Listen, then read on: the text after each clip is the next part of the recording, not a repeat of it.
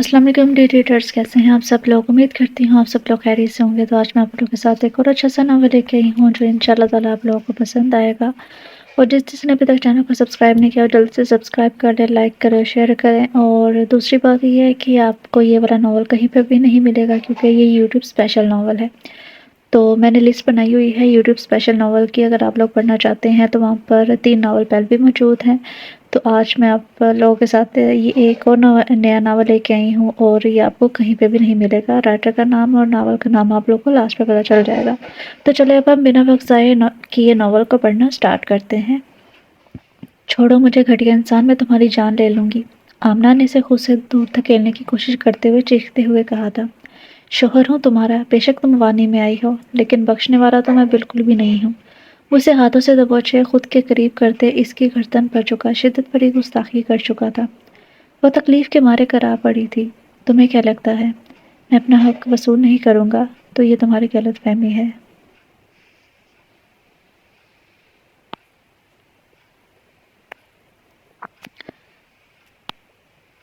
وہ کہتے ہی اس کی گال پر جھکا اور وہاں اپنے دانت کاٹ دیے تھے۔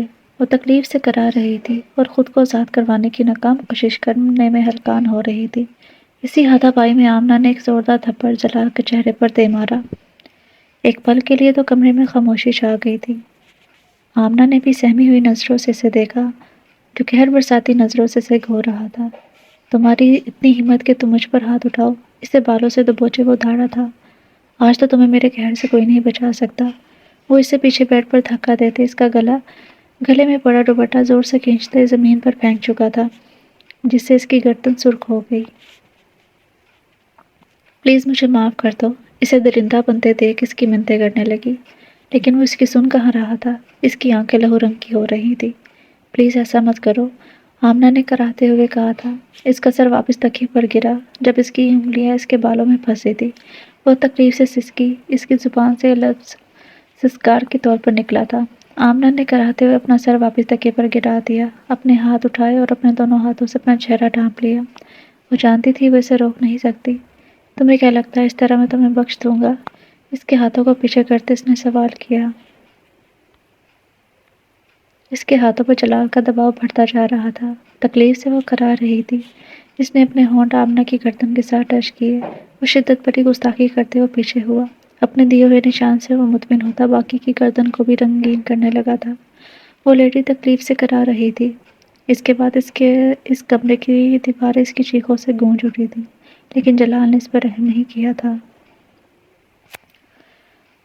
آپ لوگ میرے ساتھ یہ زبردستی نہیں کر سکتے، میں شادی شدہ ہوں، میرا نکاح تمہارے ساتھ ہی ہوگا، وانی میں بھی تم ہی آؤ گی، اس نے پرسرار لہجے میں کہا، اور گن کا رخ اس کے شوہر کی طرف کرتے ہوئے وہاں گولی کی آواز گونجی، ساتھ اس کی چیخ بھی۔ ابھی کل ہی تو ان کا نکاح ہوا تھا، اور آج وہ اپنے سامنے اپنے شوہر کو خون میں لت پت دیکھ رہی تھی۔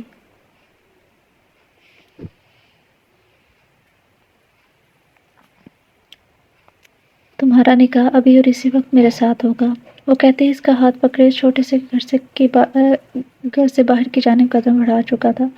وہ چیختی رہی، چلاتی رہی اور پیچھے مڑ کر بار بار اپنے شوہر کو دیکھ رہی تھی جو شاید اپنی آخری سانس لے چکا تھا۔ آمنہ ایک 18 سال کی خوبصورت لڑکی تھی جو ابھی کالج آتی تھی۔ اس کے ماں باپ گاؤں میں رہنے والے تھے، اور گاؤں میں تو جلدی شادی ہو جایا کرتی ہیں، اس لیے یہ طے پایا گیا کہ اس کے کزن کے ساتھ اس کا نکاح کر دیا جائے گا، اور رخصتی اس کی پڑھائی مکمل ہونے کے بعد کر دی جائے گی۔ اس کا کزن جو کہ 25 سال کا تھا، وہ اسے چاہتا تھا۔ وہ 2 بھائی تھے، بڑے بھائی کا نام عمر جبکہ چھوٹے بھائی کا نام عمیر تھا۔ عمیر کے ہاتھوں لڑائی ہوئی جھگڑے میں جلال کے چھوٹے بھائی کا قتل ہو گیا تھا۔ جلال اس گاؤں کے سردار کا بیٹا تھا، غصے کا بے حد تیز، اور اسے سوائے اپنے اور کسی کی بھی پرواہ نہ تھی۔ اس بڑی سی حویلی میں جلال اپنے بھائی کے ساتھ رہتا تھا۔ ان کی ایک دور کی خالہ تھی جو یہاں رہتی تھی، اور ان کے خاندان میں کوئی نہ تھا، سب کی وفات ہو چکی تھی۔ جلال اپنے بھائی سے بہت محبت کرتا تھا، لیکن جب اسے اپنے بھائی کی موت کی خبر ملی تو غصے سے اس کے ماتھے کی رگیں تن گئی تھیں۔ معلوم کروانے پر پتہ چلا کہ گاؤں کے چھوٹے سے گھر میں رہنے والے عمیر نے اس کے بھائی کی جان لی ہے۔ دونوں کا جھگڑا ہوا اور جھگڑے میں ہی اس کے سر پر ڈنڈا دے مارا، جس کی وجہ سے اس کی موت لاحق ہو گئی۔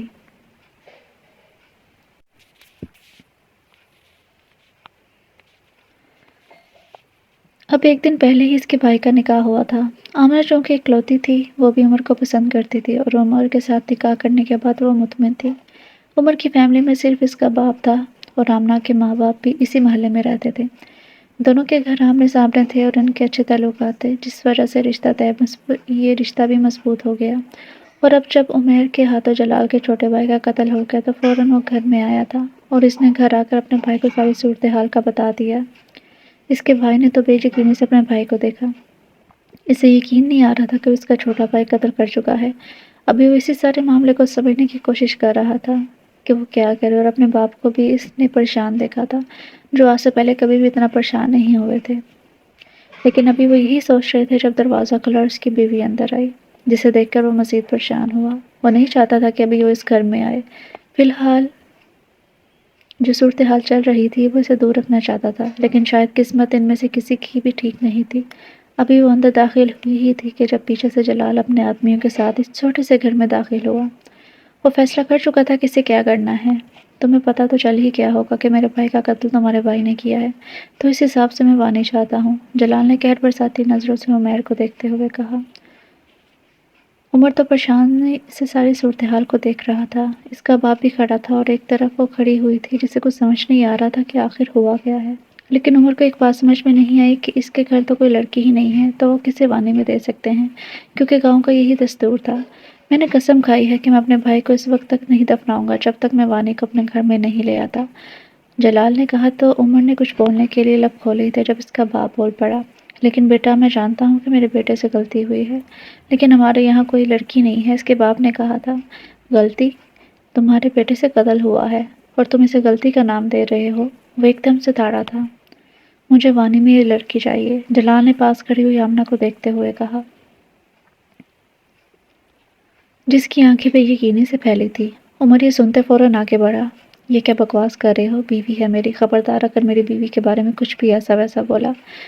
وہ بھی غصے سے دھاڑا تھا، اور اس کی بیوی والی بات سن کر جلال کے چہرے پر ایک عجیب و غریب سی مسکراہٹ آ گئی تھی۔ تمہاری بیوی تھی، لیکن میری یہ آج کے بعد ہو جائے گی، اور وہ بھی ہمیشہ ہمیشہ کے لیے۔ وہ تھی پر زور دیتے ہوئے پرسراریت سے مسکرایا۔ باقی سب سانس روکے کھڑے ہوئے تھے۔ جلال نے گن کا رخ آمنہ کی طرف کیا، جس کی آنکھیں پھیلی، لیکن اس سے پہلے کوئی کچھ سمجھ سکتا، گولی کی آواز گونجی۔ سب پتھر کے بن گئے۔ دھڑام سے زمین پر گرنے کی آواز سے سب ہوش میں آئے تھے۔ گولی آمنہ کو نہیں بلکہ اس کے شوہر کو لگی تھی، جو زمین پر پڑا اپنے سینے پر ہاتھ رکھے تڑپ رہا تھا۔ نہیں، نہیں، آمنہ کی زبان سے بے یقینی کے مارے یہی الفاظ نکلے۔ وہ اپنے قدم اس کی جانب بڑھانے لگی، جب جلال نے آگے بڑھتے اسے بازو سے دبوچا۔ آج سے اور ابھی سے یہ میری ہے، تم لوگوں سے اس کا کوئی رشتہ نہیں ہے۔ وہ آمنہ کے ماں باپ اور عمر کے باپ کی طرف دیکھتے ہوئے بولا اور اسے گھسیٹتے ہوئے وہاں سے لے گیا تھا۔ کوئی بھی جلال سے سوال جواب کرنے والا نہ تھا۔ پولیس اس کی اپنی تھی، گاؤں اس کا اپنا تھا، کون تھا جو اس سے سوال کرتا؟ اگلی صبح جب اس کی آنکھ کھلی تو اس کی نظر اپنے بیڈ پہ پڑی، جہاں وہ دنیا جہاں سے بے خبر سو رہی تھی۔ اب اسے نہیں معلوم تھا کہ وہ سو رہی ہے یا بے ہوش تھی۔ جلال نے آنکھیں چھوٹی کی، اپنی ایک دن کی بیوی کو دیکھا۔ ایک دن کے اندر کیا سے کیا ہو گیا تھا۔ اسے حویلی میں لاتے جلال نے پہلے اپنے بھائی کی تدفین کی، پھر آمنہ سے نکاح کیا۔ جو کچھ بھی ہوا تھا اسے کوئی بھی پرواہ نہ تھی۔ اس وقت آمنہ کے جسم پر صرف بلینکٹ تھا۔ جلال نے اس بات کو تسلیم کیا کہ آمنہ بہت خوبصورت تھی۔ اس کی بڑی بڑی آنکھیں کسی کو بھی اپنا دیوانہ بنا سکتی تھی۔ چھوٹی سی ناک، خوبصورت گلابی ہونٹ اور اس کے کمر تک آتے سنہری بال۔ ایک دن میں ہی وہ اپنی خوبصورتی کا جادو چلا چکی تھی۔ اگر حالات ٹھیک ہوتے تو اسے اپنے ہاتھ کا چھالا بنا کے رکھتا، پیار نشاور کرتا۔ وہ اپنے سر کو جھٹکتے ہوئے اٹھا اور واش روم چلا گیا۔ وہ فریش ہو کر باہر آیا اور دروازے پر دستک ہوئی۔ وہ جانتا تھا کہ اس وقت کون ہوگا۔ دروازہ کھولا تو اس کا اندازہ بالکل درست تھا۔ اس کی خالہ اس کے سامنے کھڑی ہوئی تھی، جس کام کے لیے وہ آئی تھی اسے دیکھنا چاہتی تھی، لیکن وہ آگے کھڑا ہو گیا۔ جو بھی تھا، لیکن وہ نہیں چاہتا تھا کہ اس لڑکی کو اس حالت میں کوئی بھی دیکھے۔ کہاں ہے وہ لڑکی؟ اس کی خالہ نے غصے سے دیکھتے ہوئے پوچھا تھا۔ اب میرے لیے ناشتہ لگائیں، میں ابھی آتا ہوں، اس نے کہتے ہی دروازہ بند کر دیا۔ اس کی خالہ کو تو بہت غصہ آیا تھا، نہ جانے ایک دن میں کیا سے کیا ہو گیا کہ وہ اپنی خالہ کے منہ پر دروازہ بند کر چکا تھا۔ ہمیشہ دونوں بھائیوں نے اپنی خالہ کی بات مانی تھی، بے شک وہ ان کی دور کی خالہ تھی، لیکن ان دونوں نے کے ماں باپ کی وفات کے بعد ان کی خالہ نے ان کو پالا تھا۔ یہاں آ کر حویلی کی عادت ہو گئی اور وہ ان پر رعب جمانے لگی۔ وہ برداشت نہیں کر سکتی تھی کہ اس حویلی میں کسی اور کا قبضہ ہو۔ جب جلال کے چھوٹے بھائی کا قتل ہوا تو اس کی حالت بہت خراب تھی، تو اسے اس کی خالہ نے ہی اکسایا تھا اور وہ جاگ کر اماں کا قتل کر کے اپنے ساتھ آمنہ کو لے آیا تھا۔ وہ چلی گئی تھی لیکن اس نے سوچ لیا تھا کہ اسے آگے کیا کرنا ہے۔ جلال کمرے میں آیا اور اس نے سائڈ پر پڑا پانی کا جگ اٹھایا اور اس کا سارا پانی آمنہ کے منہ پر رنڈیل دیا۔ آمنہ ایک دم سے ہڑبڑا کر اٹھ بیٹھی تھی۔ پوری رات وہ جلال کی شدتیں برداشت کرتی رہی تھی۔ اس کا جسم درد کر رہا تھا۔ پہلے تو اسے کچھ سمجھ میں نہیں آیا، لیکن جب کل رات کا پورا منظر اور جو کچھ بھی ہوا اسے یاد آیا تو بے بسی سے آنکھوں میں آنسو آ گئے تھے۔ وہ گہری نظروں سے اسے دیکھ رہا تھا۔ آمنہ کا چہرہ سرخ تھا۔ اب وہ سمجھ نہیں پایا شرم سے یا غصے سے اس کا چہرہ سرخ تھا۔ تم یہاں وانی کے طور پر آئی ہو، نہ کہ میری پسندیدہ بیوی بن کر کہ میں تمہارے ناز نخرے اٹھاؤں۔ آج تو تمہیں بیڈ نصیب ہو گیا ہے، لیکن کل تم یہاں زمین پر سو گی۔ جلال نے زمین کی طرف اشارہ کرتے ہوئے کہا تھا۔ یہ سنتے ہی اس کے کب کے رکے ہوئے آنسو آنکھوں سے روانگی کے ساتھ بہنے لگے تھے۔ میرے پاس زیادہ وقت نہیں ہے، تمہارے نخرے برداشت کرو اور کل سے میرے سارے کام تم کرو گی، جیسا خالہ کہیں گی ویسے ہی کرنا۔ ان کے سامنے زبان چلانے کی کوشش مت کرنا، ورنہ تمہاری زبان کاٹ کر ہاتھ میں دے دوں گا۔ اس پر حکم چلاتے ہوئے وہ ڈریسنگ ٹیبل کی طرف بڑھ گیا تھا۔ آمنہ نے سر اوپر کیے اس کی جانب دیکھا، جو اچھا خاصا ہینڈسم تھا۔ 6 فٹ سے نکلتا قد، ہلکی بڑی ہوئی داڑھی اور چہرے پر سنجیدگی اسے مزید پرکشش بناتی تھی، لیکن اس انسان کا دل خوبصورت نہیں تھا۔ ظاہری خوبصورتی کا کیا کرنا جب دل ہی خوبصورت نہ ہو۔ اس نے یہ بات تو مان لی تھی کہ جلال دل کا خوبصورت نہیں ہے، اس کے اندر احساس نہیں ہے۔ اپنے درد کرتے جسم کے ساتھ وہ اٹھی اور جا کر الماری کھولی تو اس کے اپنے کپڑے تو نہ تھے۔ اسے کچھ سمجھ میں نہیں آیا کہ کیا پہنے، اس لیے اس نے جلال کا ہی ایک ٹراؤزر اور شرٹ پکڑی اور واش روم کی جانب بڑھ گئی۔ جب وہ باہر آئی تو کوئی نہ تھا، جلال شاید کمرے سے جا چکا تھا۔ تبھی دروازے پر دستک ہوئی اور ملازمہ ہاتھ میں کچھ کپڑے پکڑے اندر آئی جو اس کی خالہ نے اسے دیے تھے۔ وہ بھی نئے کپڑے نہیں تھے بلکہ کسی کی اترن تھی۔ یہ پہنو اور جلدی سے باہر آؤ، بڑی بیگم تمہارا انتظار کر رہی ہیں، ملازمہ نے بھی رعب سے کہا تھا۔ اس نے بنا کچھ کہے کپڑے پکڑے اور چینج کرنے چلی گئی۔ وہ جانتی تھی کہ اب اس کے نصیب میں یہی سب کچھ ہونا لکھا ہوا ہے۔ وہ بار بار اس کی آنکھوں کے سامنے عمر کا چہرہ آ رہا تھا۔ وہ بار بار اپنی آنکھوں کو صاف کر رہی تھی۔ جلال، تم نے جو کیا اس کے لیے میں تمہیں کبھی معاف نہیں کروں گی۔ تم نے بہت برا کیا ہے، تم جلاد ہو، تم انسان نہیں ہو۔ اگر تم انسان ہوتے تو تمہارے دل میں رحم ضرور ہوتا۔ اگر وہ اس کے خیالات سن لیتا تو اس سے سخت سزا دیتا۔ کچھ دیر بعد اس نے کپڑے چینج کیے اور سر کو ڈھانپ کر کمرے سے باہر نکل آئی۔ ابھی وہ نیچے آئی ہی تھی کہ سامنے سے خالہ نظر آ گئی۔ جلال تو کہیں نظر نہیں آ رہا تھا۔ خالہ کی نظر اس پہ پڑی تو غصے سے دندناتی ہوئی اس کے پاس آئی۔ اسے دیکھتے ہی ان کے دماغ میں خیال آیا کہ لڑکی خوبصورت ہے۔ اگر اس نے اپنی اداؤں اور اپنی خوبصورتی سے جلال کو اپنی جانب متوجہ کر لیا تو ایسا نہیں ہو سکتا، میں کبھی بھی ایسا ہونے نہیں دوں گی، انہوں نے اپنے دماغ کو جھٹکتے ہوئے کہا تھا۔ جلال ہمیشہ میری مٹھی میں رہے گا، میں کبھی بھی کل کی آئی ہوئی لڑکی کو جلال پر قبضہ کرنے نہیں دوں گی۔ وہ اپنے آپ سے مخاطب تھی۔ تم یہاں مہمان نہیں آئی جو 12 بجے تک تمہارا انتظار کیا جائے۔ آج تو میں پہلی اور آخری بار کہہ رہی ہوں، کل صبح 6 بجے تک اٹھ جانا۔ پوری حویلی کے کام سے لے کر ناشتہ اور رات تک کھانے تک کا سارا کام تم کرو گی۔ اور اگر مجھے کام کرتا ہوا کوئی اور نظر آیا یا تم نے کوئی بھی کوتاہی کی تو میرے قہر سے تمہیں کوئی نہیں بچا سکے گا۔ وانی بن کر آئی ہو تو یہاں کی مالکن بننے کے خواب مت دیکھنا۔ خالہ جان نے سر نظروں سے اسے گھورتے ہوئے کہا تھا، جو سر جھکائے ہوئے ان کو سن رہی تھی۔ میں کیا بکواس کر رہی ہوں، تمہیں سنائی نہیں دیا؟ کیا زبان کاٹ کر آئی ہو؟ جی آمنہ نے جلدی سے اس بات میں سر ہلا دیا۔ نہ جانے کیوں اس کی بار بار آنکھیں نم ہو رہی تھی۔ اب جاؤ یہاں سے، جتنے بھی کچن میں برتن پڑے ہوئے ہیں ان سب کو دھو، اور اس کے بعد ڈرائنگ روم کی صفائی تم نے کرنی ہے۔ اس کے بعد دوپہر کے کھانے کا انتظام بھی کرنا ہے۔ جلال کو وقت پر کھانا کھانے کی عادت ہے، تم نے ذرا سی بھی دیر کی تو انجام کی ذمہ دار تم خود ہوگی۔ اس پر حکم چلاتے ہوئے وہ غرور سے بولی تھی اور پھر وہاں سے چلے گی۔ آمنہ اسے بے بسی سے جاتے ہوئے دیکھ رہی تھی، جانتی تھی وہ کچھ نہیں بول سکتی تھی۔ آمنہ نے سارا کام مکمل کر لیا تھا۔ وہ کھانے کی تیاری کر رہی تھی، اسے یاد آیا کہ خالہ نے کہا تھا کہ جلال وقت پر کھانا کھانے کا عادی ہے، اس لیے وہ جلدی سے ہاتھ چلا رہی تھی۔ کوئی ملازمہ بھی اس کی مدد کے لیے نہیں تھی۔ ایسا نہیں تھا کہ اسے کھانا وغیرہ بنانا نہیں آتا تھا، اسے ہر چیز کرنی آتی تھی، لیکن اسے سمجھ نہیں آ رہی تھی کہ جب حویلی میں 2 لوگ رہتے ہیں تو اتنا زیادہ کھانا بنانے کا کیا مطلب ہے۔ شاید خالہ جان نے اسے تکلیف پہنچانے کا سوچ لیا تھا۔ وہ بھی خاموش تھی، آواز اٹھانے کی اجازت اسے نہ تھی۔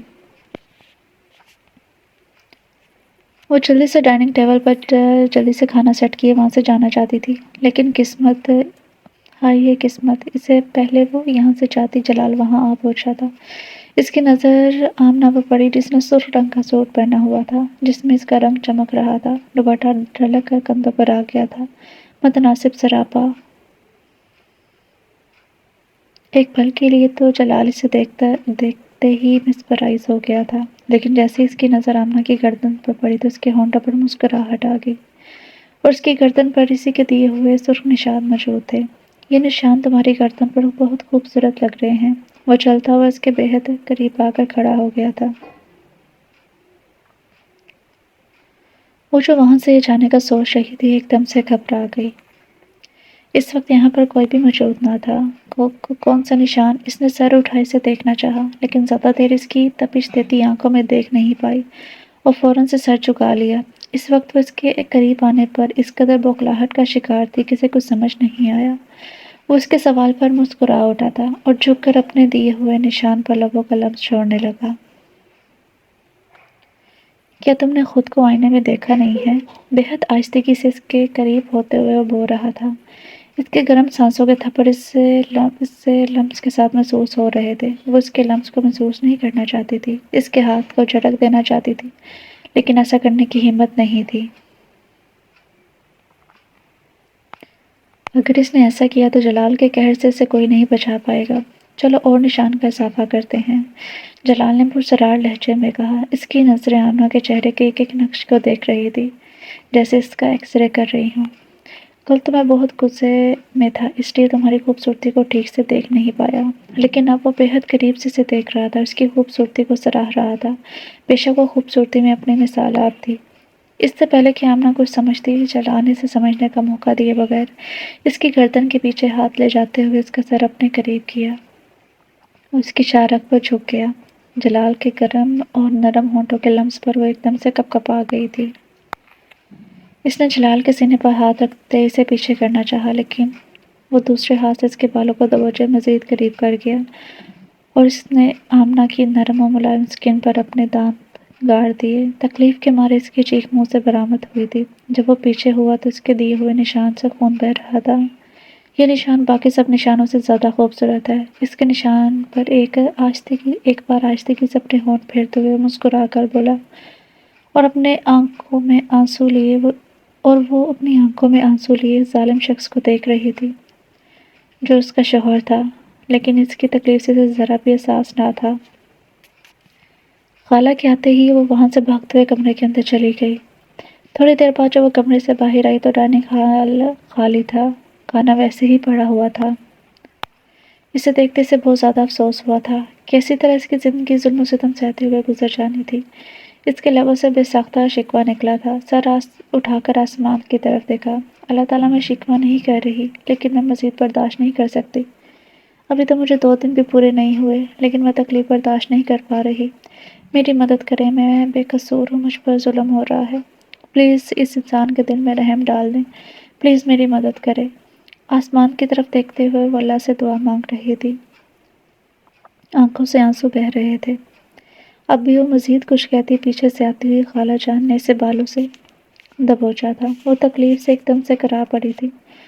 میرا سوٹ جلا دیا، کس نے تجھے کہا تھا استری کرنے کو؟ خالہ کو سامنے دیکھ کر وہ ایک دم سے بوکھلا گئی تھی۔ اس نے تو کچھ نہیں کیا تھا۔ اس نے اپنے ہاتھ اپنے بالوں پر رکھتے ہوئے تکلیف سے پوچھا، کون سا سوٹ؟ میرا اتنا مہنگا سوٹ تو نے جلا دیا اور پوچھتی ہے کون سا سوٹ؟ انہوں نے ایک زوردار تھپڑ اس کے چہرے پر دے مارا تو وہ تو حیران پریشان سی کھڑی تھی۔ اس نے تو کچھ بھی نہیں کیا تھا، لیکن جب اس کی نظر پیچھے کھڑی ملازمہ پر پڑی جس کے چہرے پر مسکراہٹ تھی، یقیناً اس ملازمہ سے سوٹ جلا، لیکن خوف کے مارے اس نے آمنہ پر الزام لگا دیا۔ اس نے خالہ کو آمنہ کا بتایا اور وہ بنا کچھ سوچے سمجھے یہاں آ گئی اور اپنا غصہ نکالنے لگی۔ تمہاری یہ سزا ہے، رات کے کھانے کے ساتھ تم ساری حویلی کے پردے اتار کر دھو گی، اور اگر تم نے ذرا سی بھی کسی کی مدد لینے کی کوشش کی تو بہت برا پیش آؤں گی۔ وہ غصے سے کہتی جیسے آئی تھی ویسے ہی واپس چلی گئی۔ خالہ کے جانے کے بعد ملازمہ بھی وہاں سے چلی گئی تھی۔ وہ جانتی تھی کہ اس کی بڑی بیگم آمنہ کو پسند نہیں کرتی، اس لیے اس کی بات آسانی سے مان لے گی۔ ملازمہ بھی وہاں سے چلی گئی اور وہ بے بسی سے وہاں کھڑی ہوئی تھی۔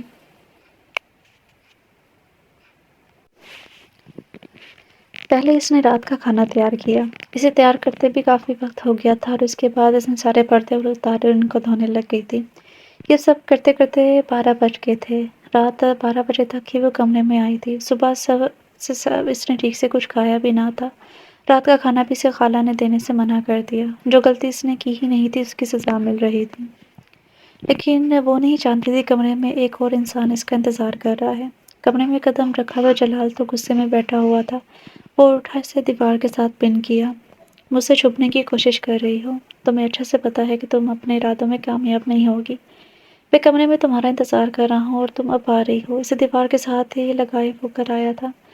آمنہ پہلے پل تو کچھ سمجھ نہیں پائی، اس کی آنکھوں میں آنسو آ گئے تھے۔ جواب تو کچھ پوچھ رہا ہوں میں، اب یہ بول ہی رہا تھا، اس کی نظر اس کے چہرے کے نشان پر پڑی۔ صاف پتہ چل رہا تھا کہ کسی نے تھپڑ مارا ہے۔ وہ اچھے سے جانتا تھا یہ کام کس کا ہے، لیکن اس نے کچھ نہیں پوچھا۔ کل سے میرے آنے سے پہلے تم مجھے کمرے میں موجود نظر آؤ۔ اگر تم میرے کمرے میں نہ پائے گی تو تمہیں میرے قہر سے کوئی نہیں بچا پائے گا۔ جو تمہارے کام ہے میرے آنے سے پہلے ختم کر کے میرے کمرے میں موجود ہونا۔ اس کے جبروں کو چھوڑے وہ بولا جن کو کچھ دیر پہلے وہ دبو چکا تھا۔ وہ پیچھے ہوا تو اس کے تاثرات نارمل ہوئے تھے۔ اس کا ہاتھ تھامے ہوئے بیٹھ کے جانے پڑا تھا۔ پلیز آج نہیں، وہ ہولے سے بڑبڑائی تھی، لیکن اس کی بڑبڑاہٹ اتنی اونچی ضرور تھی کہ وہ سن چکا تھا۔ تم مجھے انکار کری ہو، وہ مڑا اور غصے سے بولا تھا۔ میں تمہارا شوہر ہوں، تم پر پورا حق رکھتا ہوں۔ تمہارا بھی فرض ہے کہ تم میرے فرائض کو پورا کرو، میری تھکاوٹ کو اتارو، اور میری تھکاوٹ کو اتارنا تمہارا فرض ہے۔ میں اپنی تھکاوٹ کو تمہارے جسم سے اتاروں گا، اور انکار کا آپشن تمہارے پاس موجود نہیں ہے۔ آج پہلی اور آخری بار تمہیں پیار سے سمجھا رہا ہوں، آئندہ اگر تم نے مجھے انکار کرنا چاہا تمہارا بہت برا حشر کروں گا۔ اسے کمر سے پکڑ کر اپنے قریب کرتے ہوئے دھیمے مگر سخت لہجے میں بولا تھا۔ وہ جلدی سے اس بات میں سر ہلا گئی تھی۔ وہ کہتے اسے کمر سے تھامے بیٹھ کے جانے پڑا۔ اس نے ایک جھٹکے سے اسے پیچھے دھکا دیا۔ وہ اپنا توازن برقرار نہ رکھ سکی اور بیڈ پر گر گئی تھی، اور آنے والے لمحات کے لیے خود کو تیار کر رہی تھی۔ وہ جانتی تھی کہ انکار کا آپشن اس کے پاس موجود نہیں ہے، اس لیے اسے صبر کرنا تھا اور اس کی دی ہوئی ہر تکلیف کو برداشت کرنا تھا۔ تم اتنی خوبصورت ہو مجھے معلوم نہ تھا۔ ایک سیکنڈ میں جلال کا رویہ تبدیل ہوا تھا۔ افسوس کہ تم وانی میں آئی ہو، اگر تم وانی میں آئی ہوئی لڑکی نہ ہوتی تو تمہیں میں سر آنکھوں پر بٹھا کے رکھتا، لیکن اب تمہاری اوقات میری نظروں میں 2 کوڑی کی بھی نہیں ہے۔ وہ اس کی اوقات یاد دلا رہا تھا، جو زور سے آنکھیں میچے لیٹی ہوئی تھی۔ وہ اس کے اوپر سائے کی طرح آ گیا، دائیں اور بائیں جانب ہاتھ رکھے، پہلے اس کی گردن پر جھکا اور اپنے دیے ہوئے زخم پر شدت بھرا لمس چھوڑا۔ وہ تکلیف سے کرا پڑی تھی، پھر اپنے دیے ہوئے زخم پر اپنے ہونٹوں کا مرہم لگانے لگا، لیکن اس کو سکون کے بجائے مزید تکلیف ہو رہی تھی۔ وہ کسی طرح جلال سے دور ہونا چاہتی تھی، لیکن جانتی تھی یہ ناممکن ہے۔ اس کے لمس میں کل کی طرح وحشت نہیں تھی، لیکن وہ آہستہ آہستہ اس کے جسم پر قابض ہوتا جا رہا تھا۔ وہ اس کے قریب آتا تو پتہ نہیں اس پر کون سا نشہ طاری ہو جاتا تھا۔ وہ مکمل طور پر اس کے وجود میں گم ہو گیا۔ اسے کسی اور چیز کا ہوش نہ تھا۔ وہ اس کے نازک وجود سے اپنا حق وصول کر رہا تھا، اور وہ پتھر کی بنی ہی لیٹی ہوئی تھی، آنکھوں سے آنسو بہہ رہے تھے۔ وہ مزید برداشت نہیں کر سکی تو وہیں پر بے ہوش ہو گئی، لیکن اس کے بے ہوش ہونے کی وجہ سے بھی جلال نے اس کو بخشا نہ تھا۔ اپنا کام مکمل کر کے وہ پیچھے ہوا، اور ایک نظر اس نے آمنہ کی بند آنکھوں پر ڈالی، پھر ساختہ جھکا اور بھری بھری ان دونوں آنکھوں پر بوسہ دیتے وہ پیچھے ہٹا اور سو گیا۔ دن اسی طرح گزرنے لگے تھے۔ اس کی آزمائش میں کوئی کمی نہیں آ رہی تھی۔ جلال اور اس کی خالہ کا رویہ پہلے دن کی طرح ہی اس کے ساتھ ویسے کا ویسا ہی تھا۔ اس کو اس حویلی میں آئے ہوئے آج 2 مہینہ ہو گیا تھا۔ سارے کام کرنے کی عادت سی ہو گئی تھی۔ وہ بالکل خاموش سی ہو گئی تھی۔ اگر خالہ کچھ کہتی تو خاموش رہتی اور آگے سے کچھ نہ کہتی۔ جلال بھی اپنی من مانی کر رہا تھا، وہ اسے بھی کچھ نہ کہتی۔ وہ پتھر کی بن گئی تھی، جو جیسا کہتا ویسا کر لیتی۔ اس میں احساس ختم ہو گیا تھا۔ اس نے سوچ لیا تھا کہ اس کی زندگی اسی طرح گزرے گی۔ اب شکوہ کا بھی کوئی فائدہ نہ تھا۔ ساری اپنی خواہشات جو اس کی تھی وہ ان کو ختم کر دیا تھا۔ پہلے 1 مہینے تو خالہ بھی جلال کے رویے کو دیکھ کر خوش تھی، لیکن پچھلے ایک مہینے سے وہ ایک چیز کو نوٹ کر رہی تھی کہ جلال کی توجہ اب زیادہ تر آمنہ کی طرف ہوتی ہے، وہ اس پر توجہ دینے لگا ہے۔ اس کی خالہ نے محسوس کیا کیونکہ اب جب وہ کچھ بھی آمنہ کے بارے میں جلال کو کہتی تو وہ آمنہ کے حق میں بولتا، اور ایسا جلال کیوں کر رہا تھا وہ خود بھی نہیں جانتا تھا۔ جب جلال ایسا کرتا تو خالہ کو ایسا لگتا جیسے وہ ان کے ہاتھوں سے نکلتا جا رہا ہے۔ ایسا وہ ہرگز ہونے نہیں دے سکتی تھی۔ اس لیے انہوں نے سوچا کہ آمنہ کو اس حویلی سے باہر نکال دیا جائے، لیکن یہ سب کرنے کے لیے انہیں پلان کی ضرورت تھی۔ وہ جانتی تھی کہ جلال غصے کا تیز ہے، اسے جو چیز دکھائی جائے آسانی سے اس پر یقین کر لے گا، لیکن اس سے پہلے کہ خالہ اپنا کوئی وار کرتی یا کچھ سوچتی، جو خبر سننے کو ملی اس خبر نے تو ان کے پیروں تلے زمین ہی نکال دی تھی۔ یہ کیسے ہو سکتا ہے؟ نہیں نہیں، ایسا نہیں ہو سکتا، یہ میں نہیں ہونے دوں گی۔ اگر اس لڑکی نے اس حویلی کو لڑکا دے دیا تو جلال اسے اپنے سر آنکھوں پر بٹھا کر رکھے گا اور میری کیا اہمیت رہ جائے گی؟ نہیں، میں ایسا نہیں ہونے دوں گی۔ خالہ کو جب پتہ چلا تھا کہ آمنہ ماں بننے والی ہے، وہ جلی پیٹ کی بلی کی طرح چکر کاٹ رہی تھی۔ اسے ملازموں سے پتہ چلا تھا۔ صبح آمنہ بے ہوش ہو کر گر گئی تھی تو جلال نے ڈاکٹر کو بلایا، اور جو خبر سننے کو ملی وہ بہت زیادہ خوش تھا۔ وہ اتنا زیادہ خوش ہوا کہ اسی خوشی میں اسے گلے بھی لگا چکا تھا۔ پہلی بار آمنہ نے اس کے لمس میں محبت محسوس کی تھی اور وہ حیران بھی رہ گئی، لیکن جو بھی تھا اس نے جلال کو اگنور کیا۔ اسے فرق نہیں پڑتا تھا وہ کیا کر رہا ہے، اسے صرف ایک چیز سے مطلب تھا اور وہ تھا اس کا بچہ۔ وہ ماں بننے والی تھی، صرف اس سارے وقت میں اسے ایک یہی تو خوشی ملی تھی، باقی سب کا رویہ کیسا ہے اسے فرق نہیں پڑتا تھا۔ پچھلے ایک ماہ سے اس نے بھی محسوس کیا تھا کہ جلال کا رویہ اس کے ساتھ تبدیل ہوا ہے۔ وہ جب بھی جلال کے بارے میں سوچتی تو اس کی آنکھوں کے سامنے عمر کا چہرہ گم جاتا۔ اس کے لیے وہ کبھی بھی جلال کو معاف نہیں کرے گی۔ اس نے ایک بے قصور کی جان لی تھی، چاہے وہ اس کے سامنے جتنا بھی اچھا بن جائے، لیکن وہ اسے کبھی بھی معاف نہیں کرے گی۔ یہ تو اس نے سوچ لیا تھا۔ کیا تم اس بچے کو رکھنا چاہتے ہو؟ اس کی خالہ نے جلال کو دیکھتے ہوئے پوچھا تھا۔ وہ ان کی بات سن کر ایک دم سے چونکا تھا۔ کھانے سے ہاتھ رو کر ان کی طرف دیکھا۔ وہ پوری طرح ان کی جانب متوجہ تھا۔ آپ کو کیا لگتا ہے؟ اس نے خالہ کو دیکھتے پوچھا۔ مجھے تو لگتا ہے تم اس بچے کو رکھنا نہیں چاہو گے، خالہ جان نے سنجیدگی سے کہا۔ اور آپ کو ایسا کیوں لگتا ہے؟ اس نے دوبارہ سے سوال کیا تھا۔ کیونکہ وہ لڑکی وانی میں آئی ہے، اور وانی میں آئی ہوئی لڑکیوں سے بچہ پیدا نہیں کیا جا سکتا۔ اور ایسا کس کتاب میں لکھا ہے؟ جلال کی بات پر وہ ایک دم سے بوکھلا گئی تھی۔ ان کو جلال کے تیور کچھ ٹھیک نہیں لگ رہے تھے، جس طرح سے وہ آمنہ کی سائے لے رہا تھا۔ ان کو کچھ غلط ہونے کا شدید احساس ہوا تھا۔ دیکھو جلال، گاؤں والے کیا کہیں گے؟ دیکھیے خالہ جان، مجھے اس سے فرق نہیں پڑتا کہ گاؤں والے کیا کہتے ہیں کیا نہیں۔ فرق پڑتا ہے تو صرف اس بات سے کہ آمنہ میری بیوی بھی ہے اور میرے بچے کی ماں بننے والی ہے، مجھے اس بات سے فرق پڑتا ہے۔ اور جہاں تک بات ہے وانی میں آئی ہوئی، تو میرا خیال ہے جتنی تکلیف ہم نے دینی تھی وہ ہم دے چکے ہیں، اس سے زیادہ کی حقدار وہ نہیں ہے۔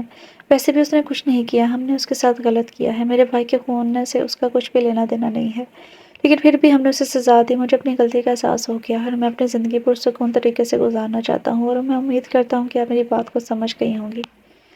اپنی اس خاص ملازمہ کو نکال دیں، وہ مجھے دوبارہ حویلی میں نظر نہ آئے۔ جلال کا اشارہ اسی ملازمہ کی طرف تھا جس کی وجہ سے خالہ نے آمنہ کو تھپڑ مارا تھا۔ جلال نے سنجیدگی سے کہا اور اپنی جگہ سے اٹھ کر چلا گیا تھا۔ اس کی خالہ تو بت بنی اپنی جگہ پر بیٹھی ہوئی تھی، ان دونوں کی بات سنتی حیران تو آمنہ بھی ہوئی تھی۔ جلال کمرے میں آیا تو آمنہ پہلے سے وہاں پر موجود تھی۔ میرے پاس آؤ، مجھے تم سے بات کرنی ہے۔ آمنہ نے ہاتھ میں پکڑے کپڑے بیڈ پر رکھے اور اس کے پاس آ کر بیٹھ گئی تھی۔ اس نے ہاتھ آگے بڑھا کر آمنہ کے نازک ہاتھوں کو اپنے ہاتھوں میں لے لیا تھا۔ وہ تو اسے دیکھتے ہوئے حیران ہو رہی تھی۔ کیا مجھے اپنے کیے کی معافی مل سکتی ہے؟ کچھ دیر کی خاموشی کے بعد جلال کی آواز گونجی تھی۔ اس کی بات سنتے ہی آمنہ نے اپنا ہاتھ اس کے ہاتھ سے نکال لیا۔ آپ جانتے بھی ہیں کہ آپ کیا کہہ رہے ہیں؟ آپ خود سوچیں کہ آپ نے کیا کیا ہے۔ اس کے بعد آپ معافی کے قابل ہیں؟ یہ سوال آپ خود سے کریں، آپ کو جواب اچھے سے مل جائے گا۔ اس کا اشارہ عمر کے قتل کی طرف تھا۔ تم مجھے معاف اس لیے نہیں کر رہی کہ میں نے عمر کی جان لی یا جو تم پر ظلم کیا؟ آپ کو کیا لگتا ہے کہ قتل کرنا کوئی چھوٹی بات ہے؟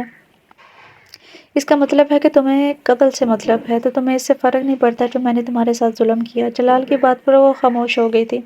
مجھے صرف ایک بات کا پتہ ہے کہ آپ قاتل ہیں، وہ کچھ دیر کے وقفے کے بعد بولی تھی۔ اب میری بات غور سے سنو۔ میں جانتا ہوں میں نے تم پر بہت زیادہ ظلم کیا ہے، ہو سکے تو مجھے معاف کر دینا۔ میرے لاڈلے بھائی کی جان گئی تھی تو میں نے اپنا سارا غصہ تم پر اتار دیا۔ میں مانتا ہوں میں نے غلط کیا، اور اس بات کا احساس مجھے ایک مہینے بعد ہی ہو گیا تھا۔ میں برا انسان نہیں ہوں، بس حالات نے بنا دیا۔ ہم دونوں بھائیوں نے اپنی زندگی اکیلے ہی گزاری ہے، اور جب میرا بھائی مجھے چھوڑ کر چلا گیا تو میں تنہا رہ گیا۔ پھر میرے دماغ میں جو آیا میں نے کیا، اور کچھ خالہ نے میرے دماغ میں ایسی باتیں ڈال دی کہ مجھے وہ قدم اٹھانا پڑا۔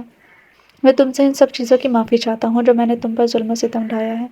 ہو سکے تو مجھے معاف کر دینا۔ اور جہاں تک بات ہے قتل کی، تمہیں کیا لگتا ہے کہ میں سے ہی کہ جا کر کسی کو بھی مار ڈالوں گا؟ میں بہت برا ہو سکتا ہوں لیکن میں قاتل نہیں ہو سکتا۔ تمہارا وہ سابقہ شوہر، نہیں، وہ تمہارا شوہر نہیں تھا۔ وہ ایک جھوٹا اور مکار لڑکا تھا۔ اس کا باپ، اس کا بھائی اور خود تینوں ایک گینگ کا حصہ تھے جو لڑکیوں کو آگے جا کر بیچ دیتے تھے۔ تمہارے ساتھ بھی اس کا ارادہ کچھ ایسا ہی کرنے کا تھا۔ اور جہاں تک بات ہے نکاح کی تو وہ نقلی تھا۔ اس کا ارادہ تمہیں بھی ایک بار استعمال کرنے کے بعد آگے جا کر بیچنے کا تھا، لیکن درمیان میں یہ سب چیزیں ہو گئیں۔ جب میں نے اس سے گولی ماری، اس کے پیٹ کے پاس لگی۔ میں جانتا تھا یہاں گولی لگنے سے کوئی انسان مرتا نہیں ہے۔ میرے آدمی اسے ہسپتال لے گئے تھے۔ وہ زندہ ہے، اور اسی دن میں نے اس کے بارے میں سب کچھ معلوم کروایا، اور پھر مجھے پتہ چلا وہ کیسا انسان ہے۔ ان دنوں باپ بیٹے کو پولیس کے حوالے کر دیا۔ پولیس کی مار پڑتی انہوں نے سچ بول دیا تھا، اور یہ بھی بتایا کہ تمہارے ساتھ وہ کیا کرنے والا تھا۔ جو نکاح کیا وہ نقلی تھا۔ تمہارے ماں باپ اس حقیقت کو جاننے کے بعد کافی پریشان ہوئے تھے۔ میں نے ان سے بھی معافی مانگ لی ہے۔ اگر تمہیں میری بات کا یقین نہیں آ رہا، تم اپنے ماں باپ سے بات کر سکتی ہو۔ ساری حقیقت تمہیں پتہ چل جائے گی۔ میں کافی وقت سے تمہارے سے بات کرنا چاہ رہا تھا لیکن ہمت نہیں ہو رہی تھی کہ میں تم سے معافی مانگ سکتا۔ میں چاہتا ہوں کہ اب ہم اپنی زندگی کی نئی شروعات کریں، لیکن میری ہمت کو ہمارے آنے والے بچے نے بلند کیا۔ تو کیا تم پچھلی ساری باتوں کو بھول کر میرے ساتھ زندگی کی نئی شروعات کرو گی؟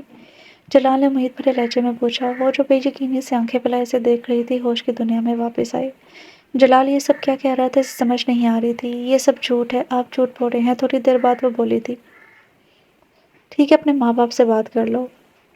اگر میرا کہا ہوا جھوٹ ہوا، جو سزا دو گی مجھے منظور ہوگی، اور اگر میرا کہا ہوا سچ ہوا تو میں آپ کو معاف کر دوں گی، اور اپنی زندگی کی نئی شروعات کریں گے ہم لوگ۔ باقی کی بات آمنہ نے مکمل کی تھی۔ اس کی بات سنتے ہی جلال کے چہرے پر مسکراہٹ آ گئی۔ ٹھیک ہے، کچھ دیر میں تمہارے ماں باپ آتے ہوں گے، تم ان سے مل سکتی ہو۔ وہ کہتے ہی اٹھ کے چلا گیا، اور وہ ابھی تک بے یقینی سے بیٹھی ہوئی تھی۔ اسے پورا یقین تھا کہ جلال جھوٹ بول رہا ہے۔ کچھ دیر کے انتظار کے بعد آمنہ کے ماں باپ حویلی میں آئے، اور وہ جو سوچ رہی تھی کہ جلال جھوٹ بول رہا ہے، اپنے ماں باپ کی زبان سے بھی وہی باتیں سن کر وہ پتھر کی ہو گئی تھی۔ بیٹا جلال اچھا انسان ہے، اس نے ہمارا بہت خیال رکھا ہے۔ وہ 15 دن بعد ہی آ کر ہم سے معافی مانگ چکا تھا، اور پھر محلے میں پولیس آئی، عمر لوگوں کو پکڑ کے لے گئی۔ شکر ہے کہ تم بچ گئی۔ بیٹا آگے پوری زندگی پڑی ہے، پچھلی باتوں کو بھول کر آگے کا سوچو۔ اب تو تم ماں بننے والی ہو۔ اس کی ماں نے اسے سمجھاتے ہوئے کہا۔ تمہاری ماں بالکل ٹھیک کہہ رہی ہے، اس کے باپ نے بھی ہاں میں ہاں ملاتے ہوئے کہا تھا۔ اور آمنہ کو تو کچھ سمجھ میں نہیں آ رہی تھی کہ کب شام ہوئی، کب وہ لوگ واپس گئے، اسے پتہ نہ چلا۔ لیکن رات کا سوچ کے اس کے ہاتھ کی ہتھیلیاں پسینے سے بھیگ گئی تھی۔ جو بات اس نے جلال سے کہی تھی، اب اسے سوچ کے اسے گھبراہٹ ہو رہی تھی۔ عمر ایسا نکلے گا اس نے کبھی سوچا نہ تھا۔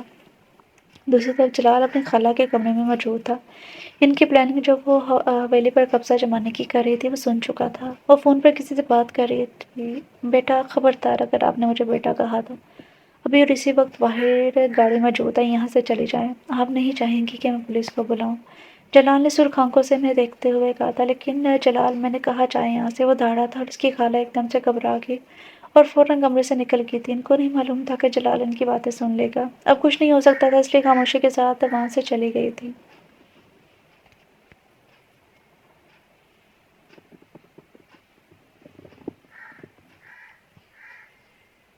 دوسری جانب آمنہ سر تک کمبل کو تانے سونے کی کوشش کر رہی تھی جب دروازہ کھلنے کی آواز پہ اس کا پورا جسم کپ کپا گیا تھا۔ جلال نے گہرا سانس لیا۔ اسے دکھ تو بہت تھا جو کچھ اس کی خالہ نے اس کے ساتھ کیا۔ وہ اسے اپنی ماں باپ دونوں مانتا تھا، لیکن لالچ انسان کو کسی کام کا نہیں چھوڑتا۔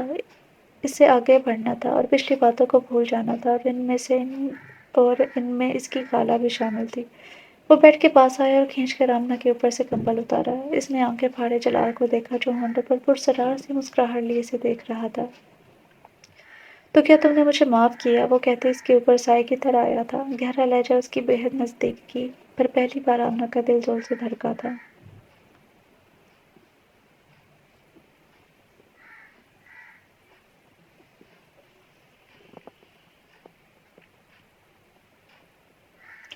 آمنہ میں ایک بار پھر تم سے معافی۔ اس سے پہلے کہ وہ اپنی بات مکمل کرتا آمنہ نے اس کے ہونٹوں پر اپنا ہاتھ رکھ دیا تھا۔ میں نے آپ کو معاف کیا، وہ دھیمے لہجے میں بولی تھی۔ جلال دل سے مسکرایا تھا اور اس کے ہاتھ کی ہتھیلی کو چوما۔ تھینک یو، تھینک یو میری جان، آج میں بہت زیادہ خوش ہوں، وہ کہتے ہی جھکا اور اس کے پیٹ کو بھی چوم گیا تھا۔ آمنہ نے اسے معاف کر دیا تھا، عمر کی وجہ سے اسے معاف نہیں کر رہی تھی، لیکن عمر کا تو معاملہ ہی الگ نکلا تھا، وہ ایک دم سے شرما گئی تھی۔ آج کی رات تم پر میں یہ ثابت کر دوں گا کہ تم میرے دل پر قبضہ جما چکی ہو، وہ کہتے اس کے نرم ہونٹوں پر جھک چکا تھا۔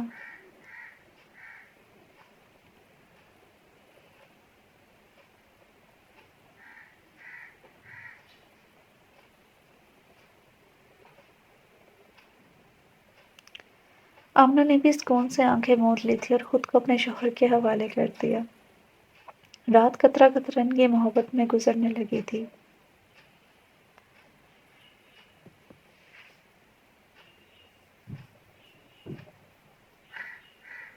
سو ڈیو ریڈرز، یہ تھا ناول، چھوٹا سا لیکن اچھا ناول تھا، مطلب چھوٹا سا تھا لیکن اچھا تھا۔ اس ناول کا نام ہے بے رحم، بے رحم اور اس کی رائٹر ہیں RHK۔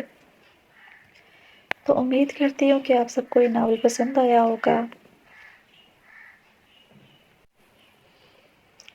ناول جو ہے وہ چھوٹا تھا، مطلب لیکن اچھا تھا۔ میں نے آپ لوگوں کو پہلے بھی بتایا تھا جب میں نے اس رائٹر کا ناول جو ہے وہ فرسٹ ناول جو ہے وہ کیا تھا، تو اس رائٹر نے مجھے کہا تھا کہ میں پہلی بار لکھ رہی ہوں، میں نے ناول کافی زیادہ پڑھے ہیں تو مجھے شوق ہے لکھنے کا، تو اس لیے میں پوری کوشش کرتی ہوں کہ میں اچھے سے اچھا ناولس لکھ سکوں۔